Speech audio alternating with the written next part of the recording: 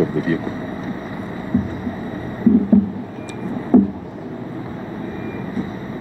As you may be aware, last night we lost one of our patients to the coronavirus-related disease at Aga Khan Hospital in Nairobi.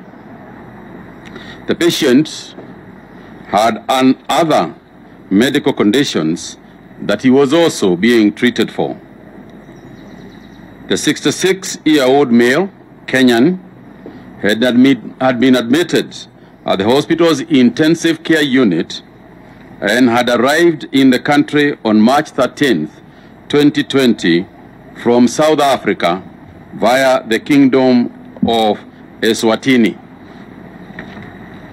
On behalf of the National Emergency Response Committee on Coronavirus and the Ministry of Health, and indeed on behalf of the many Kenyans, I would like to pass our sincere condolences to the family of the deceased.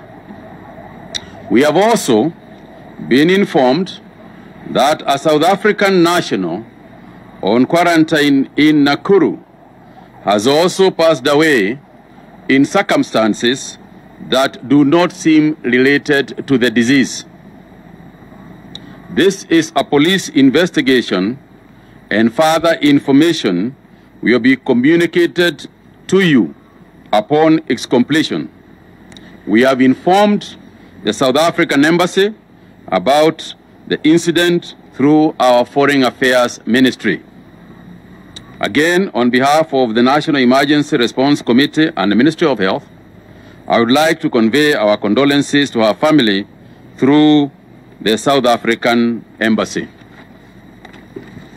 I would also like to inform you that there are 2 more patients among the 31 who tested positive for the coronavirus currently admitted in the intensive care unit at Aga Khan Hospital. The 2, both male, one a French national and the other a Kenyan citizen. Together with the medical team at the hospital, we are closely monitoring their treatment and they are behaving well. In the last 24 hours, a total of 156 samples from suspected cases of coronavirus have been tested in various laboratories in Kenya. Fellow Kenyans, all the 156 samples have tested negative for the coronavirus disease. Therefore, the total number of confirmed COVID-19 cases in Kenya remains 31. As I mentioned yesterday, these 31 confirmed cases are spread out in 5 counties, namely Nairobi, Kajiado, Mombasa, Kilifi, and Kwale. Within those 5 counties, Nairobi is leading with 21 cases of those who have so far tested positive, followed by Kilifi with 6, Mombasa 2, while Kajiado and Kwale each has 1. Out of the 31 positive cases, 19 are male, while 12 are female. Tracing of contacts for the 31 confirmed cases is ongoing. The total number of close contacts that we have so far identified stand at 1,067. Out of this number, 136 have been discharged after completing the mandatory 14-day follow-up period.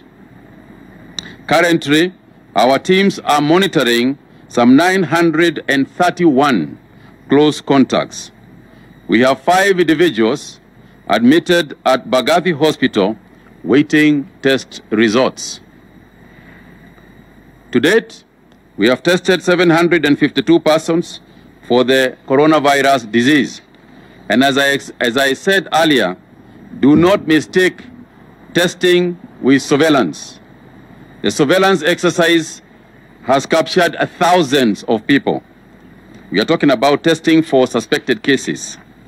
From this Sunday, March the 29th, 2020, we will embark on mass testing for more than 2,000 persons who arrived in the country from last Sunday, March 22nd, and are currently under mandatory quarantine in various designated hotels and government facilities. This will be done alongside the WHO guidelines on testing for the virus and in accordance with one's arrival date. This exercise will also be extended to all close contacts of confirmed cases who have been monitored for at least 5 days by our contact follow-up teams. As earlier announced by His Excellency the President, from this evening, 7 p.m. to 5 a.m. in the morning, there will be a curfew countrywide. The curfew continues every evening until further notice. The Inspector General of Police, here present, will give details on the operations of the same. The curfew has been necessitated by the fact that it has been very difficult to maintain social distancing. A lot of our people who have been infected is as a result of social interactions and from our own observations, usually in the evenings and at night. Secondly, even where we have asked people to do self-quarantine for the mandatory 14 days, we have observed the habit of social distancing during the day and flaunting it at night. This is unacceptable. We have also noticed, even in public transportation, that the rules are observed during the day and again flaunted in the evening and at night.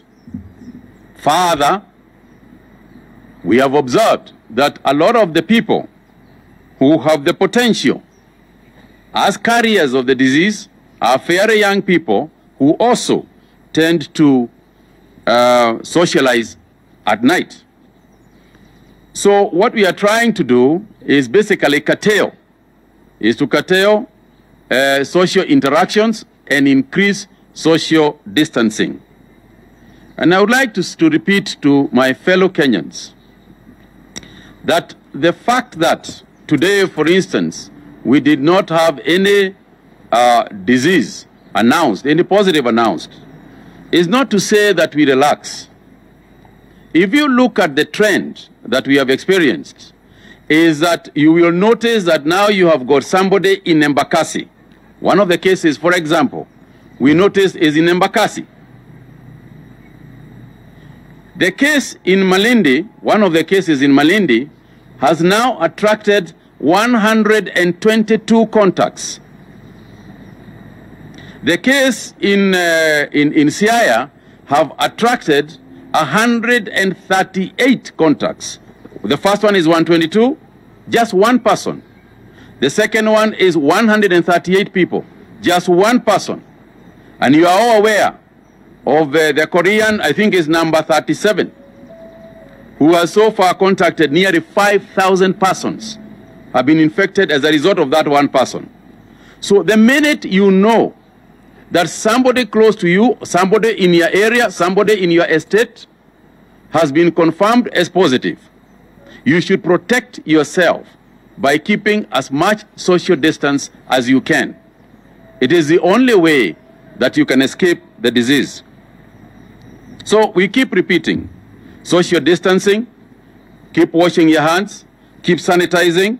This is indeed what is going to help us. I truly want to plead with Kenyans to understand that social distancing, which is actually flaunted largely, is the surest way of cutting the rate of community transmission in the country. I reiterate that the need to be disciplined among our people to cut off transmission, as evidenced in our recent statistics. People must take seriously and observe the Nyumba Kumi initiative by ensuring the precautionary measures we have announced are strictly adhered to. If we do observe these measures, we may just overcome this disease before it gets worse. We appeal to our fellow Kenyans to exercise responsibility and cooperate with the government on this and other measures that we have announced. I thank you very much. Before we take any questions, I would like to invite the Inspector General to make his comments so that we can respond to questions at the same time. Inspector General.